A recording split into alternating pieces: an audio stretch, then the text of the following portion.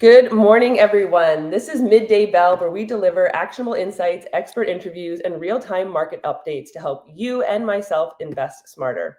I'm your host, Rebecca Kerswell, and today's guest is John Thomas, better known as the Mad Hedge Fund Trader. John began his investment career as a Tokyo-based analyst and foreign correspondent before building top-performing equity derivatives teams on Wall Street. He founded one of the first international hedge funds, later sold it, and returned post-2008 to share hedge fund strategies with everyday investors through the Diary of a Mad Hedge Fund Trader. John, it's so great to have you today. Thank you very much. No one can really introduce themselves better than yourself. I'd love to kind of just hear from you a little bit more about you and your history, and what information you love to share with investors, and to help guide them with today's markets. Well, I've been in the market since 1974 when I started trading in Tokyo. Back then, the Nikkei was at 3,000. Now it's at 40,000 plus, and the yen was 365 to the dollar, and now it's close to 100. So long term, everything goes up, or it goes to zero, one or the other. Yeah, and everything's gone up so much that it's, you constantly think, like, can it go up even higher? Even today, with before we started recording, you're telling me how Apple went up $12. It's just like, how can these stocks keep going up? Is it ever too late to really get in on these things? It can be too late. The big question for investors now is this 1995 or 1999, and we only have a few months to go. So I tend to think it's early days. I think we could go up a lot. I think people are vastly underestimating AI and the opportunities for the Magnificent Seven. And I think we have several more years to go in this bull market. How far can we go? Bottoms are easy to identify. You have things like price earnings multiples, price to book, that sort of thing to identify bottoms. Tops, you can't because it is impossible to measure greed. So you just have to pay your money and take your chances and keep your stop losses tight. Yeah, and these tech companies, I mean, there's like you said, I mean, you still don't think that we're at a top. I mean, companies like that, as opposed to like a smaller company, they can really continue to scale, it seems like, ongoing, especially with changes like AI. Now they can pull back staff, increase the bottom line. Do you believe in investing more in the S&P 500 or in specific stocks individually? Only if you want to be boring. But for most people, boring is a good option. Yeah, boring. What I see often happen all the time is people want to get paid like a Wall Street hotshot, but are not willing to do the work that's required. They take huge risks. They use enormous leverage. Almost always they get wiped out. So for the average person who doesn't want to do a lot of work, just indexing with the S&P 500 is probably a great option. If you want to day trade in the Magnificent Seven, do a lot of single stock day trading, that requires a lot of work. You can make a lot of money. I see people do it all the time, but I tell people, work in, money out. There's no alternative. That's my 55-year conclusion to the stock market. Yeah. So what do you basically invest in? What is your overall methodology or strategy when it comes to? Well, we try to find the 5 or 10 best companies in the entire market and go long those, and then we try and find 5 or 10 of the worst companies in the market, and we sell those short. We run a market neutral book. Sometimes we go 100% long, like we did right after the election. Sometimes we go 100% short, like we did in February. Awful lot of money doing this. So what signal made you want to go short in February on those stocks? Well, there were only about 100. The market had just had a great post-election run. Stocks like Tesla doubled. The financials were up like 50%. We had big positions in Goldman Sachs and Morgan Stanley. We talked to a lot of companies directly. All of the Magnificent Seven I've known since they were founded. And What I was hearing from everyone is that with a new administration coming in, people just want to sit back and wait and see what they did. And that in itself can cause a recession. And of course, once the news on the tariffs got out, the then I knew we were really in for a free fall. And Right. we got the 20% fall. We caught all of that. If they had not come up with the 90-day extension, we would have been down 50%. If they hadn't changed the policy, the tariff rates, all of that, we would have easily matched the 2009. But they reversed, Wow. gave us the extension, came in with much lower, tariff rates. Instead of 150%, we got 15%. And that created the 27% rally that we just had. Yeah. Wow. So yeah, there's so much volatility in the market. Do you think for maybe just more of like your regular investor, maybe more of your um yeah, middle stage investor, if that's the right word to call it, what do you do? Do you wait for, kind of stand by until there is like a big pullback or big collapse, or Buy low, sell high. It's my new well, strategy I'm thinking of patenting. for sure. Most people do the opposite. Most Buy people high. chase stocks, buy at tops, and at Oh yeah. bottoms they panic and throw up on their shoes. People Yeah. ask me what I do for a living, and I said my main job is to keep people from selling at market bottoms, and I've really been doing that for 55 years. So, Yeah. um, and There's believe me, you want volatility because there's nothing worse in the world than trying to trade a dead market.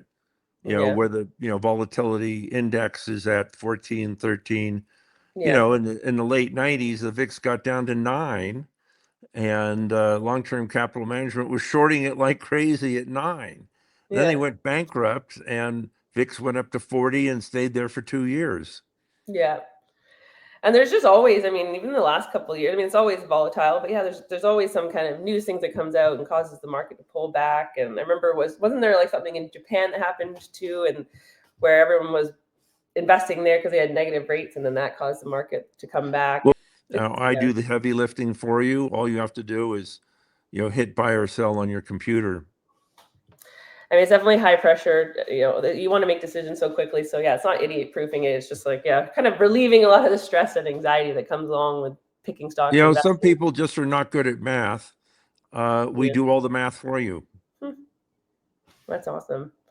What else are your thoughts on the market these days? Is there, I mean, you talked a lot about the Magnificent Seven. So you really just focus more on like technology stocks? Is that kind of Well, your we have until now, but I think there's a major rotation about to take place.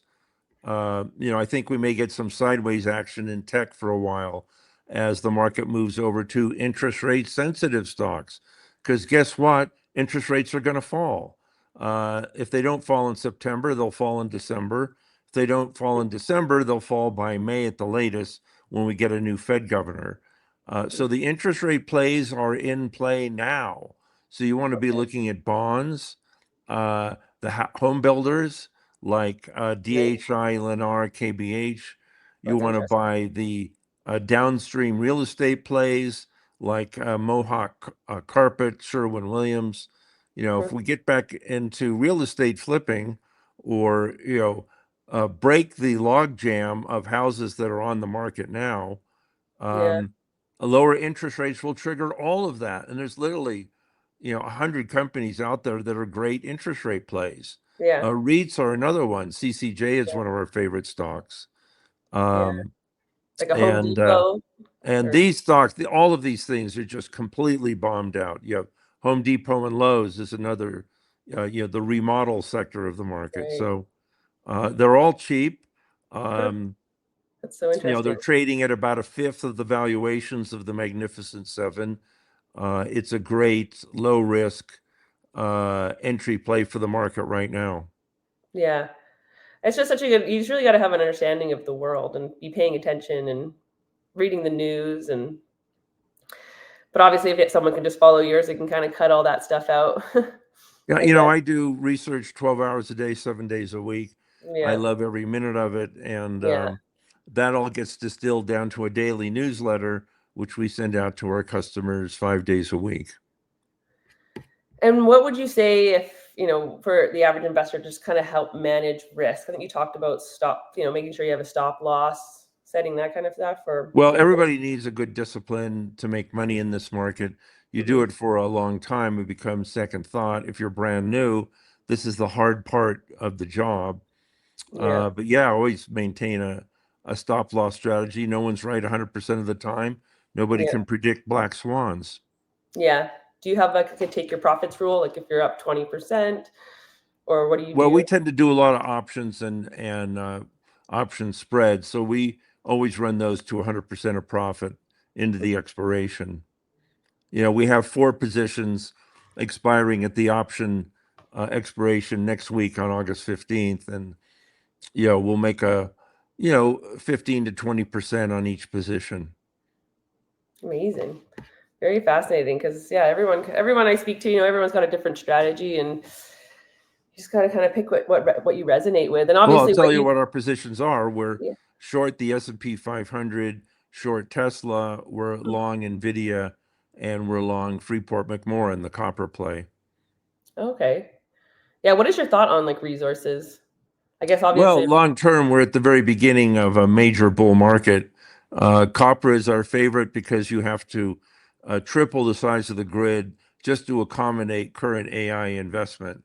Mm, And you can't do that without electricity. yeah. I just visited the largest copper mine in the world last week in Utah. And, Hmm. the outlook for copper is spectacular, and it's just had a 20% sell-off. So it's a good entry point. Right, and if there's a building boom, then we would need a lot of Well, copper. that I wouldn't rely on too much. No. The old copper story is the China build out. That's done.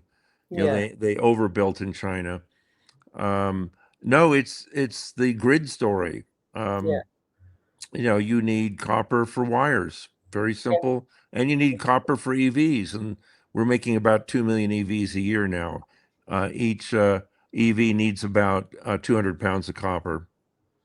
And what is your thought? Like, do you think that there's going to be a major push for domestic copper production, or are you looking at other I countries? know this is the last place in the world you want to Yeah. mine copper. Indonesia, Africa, Yeah. Australia, much better places, much cheaper labor, Yeah. no environmental control, cheaper currencies.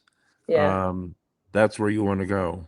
'Cause there's a lot of conversation, obviously, with like politics. We have to be creating the resources here, like in our own country, and stop relying on Yeah. Have foreign. you ever worked in a coal mine?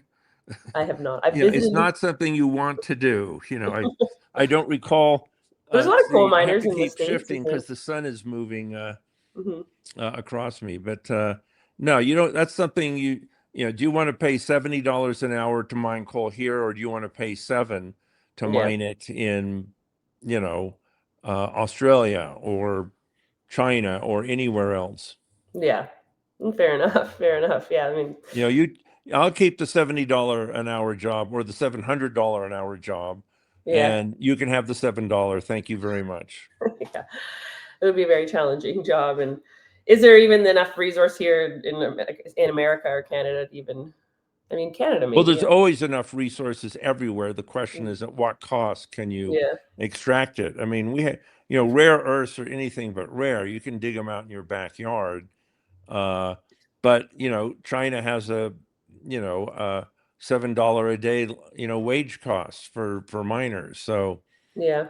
much cheaper to get it from there than here. I mean, Mountain Pass just got a $500 million investment from the Army. They would have gone bankrupt without that, and they went bankrupt before in 2012 during the last rare earth boom. So Yeah. uh, that business can't be done profitably in the United States Right. unless you want to double or triple your output prices. I'm curious of what your thought would be on like military contracts or anything related to that. Well, it's a totally different industry. Yeah. Um, we like all the big defense and aircraft companies, Boeing, Hmm. Lockheed Martin, Raytheon, Yeah. because war is a booming business. Yeah. I volunteer to fight in Ukraine on my vacations. Uh, they just signed a contract to buy 33,000 drones from the US. Yeah. And what's happening is Ukraine is inventing a new way of fighting wars, and we're learning from it. That's creating massive new technologies for defense, and and great investment opportunities too. Yeah. And one thing actually one more question I have too is so you said you're short tech stocks? Is that what you said? No, No. we're short Tesla. Tesla. Uh, we're giving tech a pass right now because most of them have doubled. You don't Yeah. make money buying on top of a double. You do it before the double.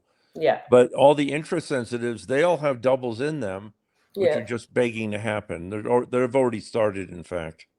Yeah. And then you're looking at kind of if interest rates go down, anything related to development in country development, home development, and then Yeah, copper. yeah, that is the next play. Yeah. We're That's all great. in the what's going to happen next business. So Yeah. we're not in the what worked last year business. We're in the Yeah. what works next year business. Yeah. So yeah, it's been amazing talking to you. I don't want to take up too much more of your time. Do you have any kind of, final words or best actionable tips or anything like that for Well, if you investors? want to go to our site, go to madhedgefundtrader.com. Mhm. There you can see what services we have to offer, and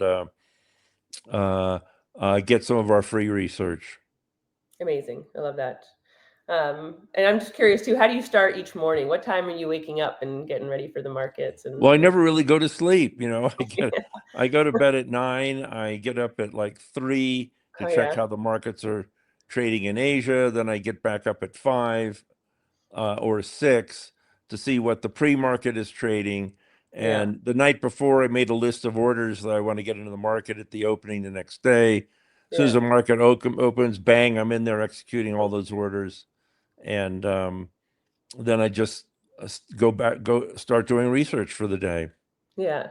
It's a lot of work. It is. The early mornings are tough, that's for sure. Well, if you love what you do, you never have to work a day in your life. Totally. Just I'm from a perfect example of that.